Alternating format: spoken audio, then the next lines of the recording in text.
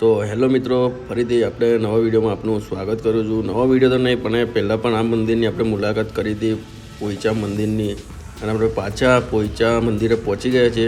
પોઈચા મંદિર એટલે કે સ્વામિનારાયણનું મંદિર આવેલું છે અને તે અંદર બધી અવનવર બધી પ્રતિમાઓ આવેલી છે સ્વામિનારાયણની અને કૃષ્ણ ભગવાનની. જેટલા બી આપણા ધર્મના જેટલા બી ભગવાન છે એ બધા ભગવાનની બધી પ્રતિમા આવેલી છે. અને આ વિડીયો આપણો ફૂલ થશે. ફૂલ એટલે કે આખા મંદિરનો વિડીયો લેવાનો છે અને આખા મંદિરની તમને મુલાકાત કરાવશું. તો આપણી વિડીયોમાં અંત તક બન્યા રહેતો. તો ચલો વધીએ આગળ વિડીયોમાં. તો ચલો મિત્રો.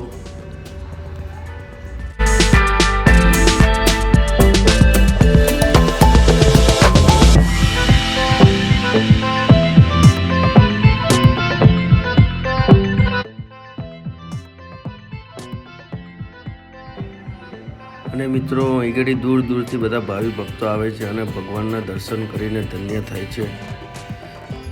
અને મિત્રો આ મંદિરની એક તરફ છે ખડખડ વહેતી નર્મદા નદી અને એક તરફ છે અને બીજી તરફ છે ઘાટ જંગલો અને મોટા મોટા વૃક્ષો. એટલે કે કુદરતી સૌંદર્યની વચ્ચે આ પોઈચા મંદિર આવેલું છે.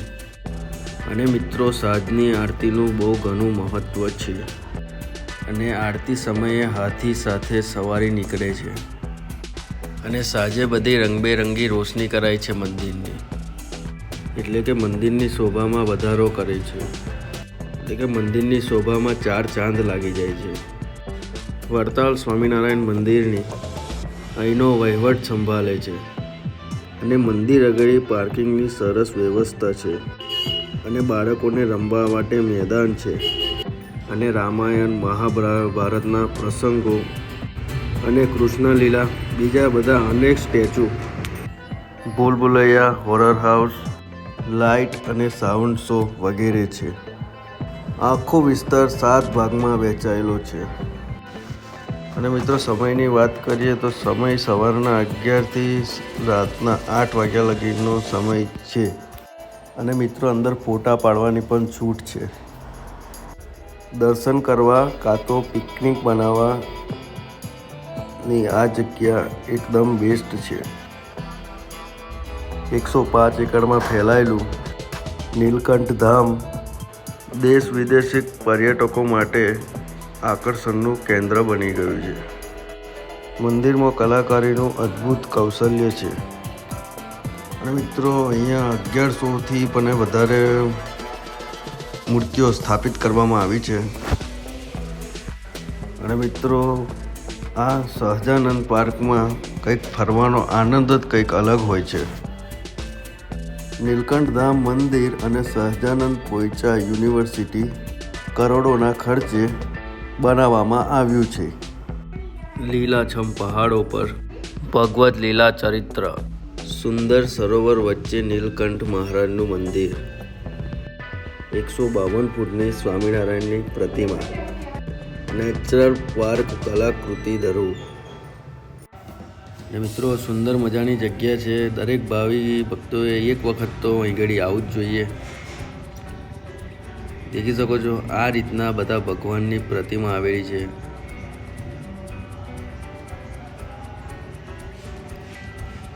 આવી તમને બધી અલગ અલગ ઘણી બધી પ્રતિમાઓ જોવા મળશે ભગવાનની.